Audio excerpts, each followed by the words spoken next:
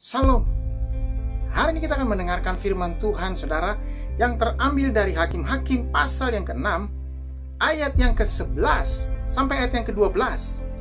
Kemudian datanglah malaikat Tuhan dan duduk di bawah pohon terbanting di Ofra, kepunyaan Yoas orang Abiezer itu. Sedang Gideon anaknya mengirik gandum dalam tempat pemerasan anggur agar tersembunyi bagi orang Midian. Malaikat Tuhan menampakkan diri kepadanya dan berfirman kepadanya demikian, Tuhan menyertai engkau, ya pahlawan yang gagah berani. Saudaraku yang kekasih, di tengah semua isu, semua berita-berita yang kita dengar selama ini tentang wabah penyakit, tentang new normal, tentang masa-masa transisi, ataupun masa-masa penyembuhan dari semua wabah penyakit yang melanda dunia ini, saudaraku, ada pesan firman Tuhan yang luar biasa yang kita akan dengarkan. Di sini dikatakan di ayat yang ke-11, datanglah malaikat Tuhan dan duduk di bawah pohon terbanting di Ofra, kepunyaan Yoas orang Abiezer itu. Sedang Gideon anaknya mengirik gandum dalam tempat pemerasan anggur agar tersembunyi bagi orang Midian. Ternyata Tuhan menjawab doa orang-orang Israel yang saat itu ada dalam penjajahan, tekanan dari orang-orang Midian, orang Amori, dan orang-orang suku dari sebelah timur, saudara. Selama 7 tahun, orang Israel ada dalam penderitaan. Semua harta bendanya diambil, rumahnya, makanan, minumannya, ternaknya, saudara. Mereka harus tinggal di pegunungan, di kubu-kubu, di goa-goa. Saudara bayangkan, kalau ada orang yang tidak punya rumah, terasing, terusir dari rumahnya, dari negerinya, dan sekarang tinggal di gunung-gunung, di goa-goa, di kubu-kubu, pasti itu adalah orang yang sangat menderita, sangat tertekan, sangat ketakutan, sehingga harus lari ke pegunungan, tempat yang aman, tempat yang mungkin musuh tidak akan mengejar mereka. Mereka mencari tempat persembunyian di gunung-gunung itu, saudara, di pegunungan. Saudaraku yang kekasih, selama 7 tahun orang Israel tidak berdoa kepada Tuhan, tidak meminta sesuatu kepada Tuhan. Mereka mengeraskan hatinya, mereka takut kepada orang Midian, mereka melihat kekuatan musuhnya melebihi mereka. Mereka melupakan Tuhan, mereka tidak melihat Tuhan, saudara. Seharusnya mereka memandang Tuhan, melihat Tuhan, dan bukan melihat musuhnya, bukan melihat masalah yang besar, bukan melihat semua yang ada di depannya, bukan melihat semua penderitaan, sakit, penyakit, tetapi mereka harus memandang Tuhan. Kenapa saya katakan demikian? Belajar dari nenek moyang mereka, orang-orang Israel, dari Musa, dari Joshua, yang memimpin orang-orang Israel keluar dari tanah Mesir. Mereka memandang Tuhan.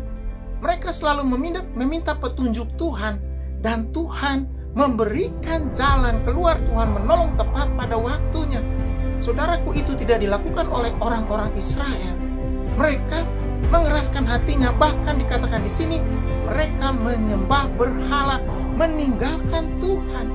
Bagaimana mungkin, saudara, orang yang tadinya hidup dekat dengan Tuhan, takut akan Tuhan, bangsa pilihan, orang yang diberkati Tuhan, punya tanah perjanjian, sekarang ditindas, sekarang ditinggalkan, bahkan sekarang ada dalam penderitaan yang besar. Tuhan melihat kejahatan mereka, Tuhan undur dari mereka, penyertaan Tuhan tidak ada lagi. Ini yang saya mau katakan kepada saudara, bahwa karena sesuatu, karena harta, karena wanita, karena tahta, karena kekayaan dunia, anak-anak Tuhan tinggalkan Tuhan. Tuhan tidak inginkan mereka meninggalkannya. Tuhan ingin mereka tetap ada di dalamnya. Firman Tuhan berkata, tinggallah di dalam aku di dalam kamu, maka kamu akan berbuah lebat. Tetapi orang Israel tidak mengindahkannya, saudara. Orang Israel meminta pertolongan kepada yang lain, menyembah dewa-dewa, dan itu menyakiti hati Tuhan. Selama 7 tahun mereka ada di dalam pengasingan. Dan ketika mereka berdoa menyembah Tuhan di tahun yang ke-7, apa yang terjadi, saudara? Tuhan langsung menjawab mereka. Luar biasa, bukan? Ternyata kuncinya hanya satu. Ketika mereka merendahkan diri, mereka mencari wajah Tuhan, mereka menangis di hadapan Tuhan, memanggil nama Tuhan, Tuhan langsung menjawabnya, Tuhan langsung menolongnya, Tuhan langsung memberikan jawaban doa. Di sini dikatakan di ayat yang ke-11, kemudian datanglah malaikat Tuhan dan duduk di bawah pohon terpanting di Ofra kepunyaan Yoas orang Abiezer itu. Sedang Gideon anaknya mengirik gandum dalam tempat pemerasan anggur agar tersembunyi bagi orang Midian. Malaikat Tuhan menampakkan diri kepadanya dan berfirman kepadanya, Tuhan menyertai engkau ya pahlawan yang gagah berani. Saudaraku, Tuhan datang kepada Gideon, seorang muda, anak Yoas, seorang yang rajin bekerja, sedang mengirik gandum di tempat pemerasan anggur. Kerja keras, orang yang rajin, orang yang taat, dan orang yang mengasihi keluarganya, membantu ayahnya, dan juga yang penting di sini, dia takut akan Tuhan. Saudaraku, di sini yang luar biasa. Malaikat Tuhan datang kepadanya dan berfirman kepadanya, Tuhan menyertai engkau, ya pahlawan yang gagah berani. Bagaimana mungkin malaikat Tuhan datang kepadanya dan berkata, Tuhan menyertai engkau, hai pahlawan yang gagah berani.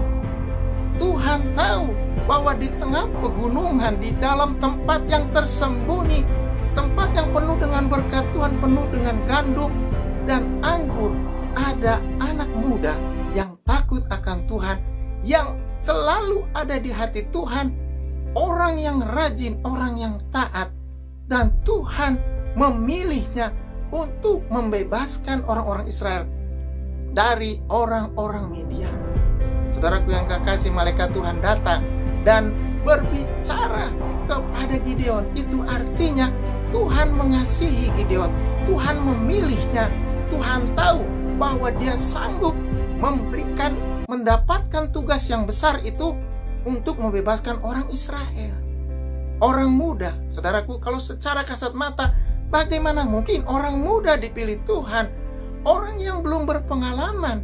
Tetapi Tuhan lihat ada iman, ada ketaatan, ada kekuatan, ada kasih yang luar biasa dalam dirinya. Tuhan memilihnya untuk melakukan pekerjaan yang besar, membebaskan orang Israel. Dan Tuhan berjanji akan menyertainya. Saudara, bagaimana mungkin kalau Tuhan yang besar, yang hebat itu, yang luar biasa, beserta dengan Gideon, beserta dengan saudara dan saya, berjalan bersama, mengarungi bahtera kehidupan ini bersama-sama. Saudara, pasti perkara yang besar, pengalaman-pengalaman yang luar biasa akan terjadi. Kita akan melihat berkat yang besar dan Tuhan akan menampakkan kuasa-Nya atas kita. Dan Tuhan akan menampakkan kuasa-Nya, janjinya kepada Gideon untuk membebaskan orang Israel dari orang Midian. Hari ini Tuhan datang kepada saudara dan berbicara kepada saudara. Tuhan ingin saudara tahu bahwa Dia memilih saudara, Dia melihat saudara, dan Dia melihat doa saudara. Tuhan menjawabnya, dan Tuhan memberikan kuasa, memberikan penyertaan-Nya, memberikan kasih-Nya kepada saudara, supaya saudara menjadi berkat bagi banyak orang. Saudara bisa melewati semua pergumulan, masalah, penderitaan, sakit, penyakit ini bersama dengan Tuhan. Firman Tuhan berkata, bersama dengan Tuhan kita cakap menanggung segala perkara. Bersama dengan Tuhan kita melakukan perkara-perkara yang gagah perkasa. Haleluya.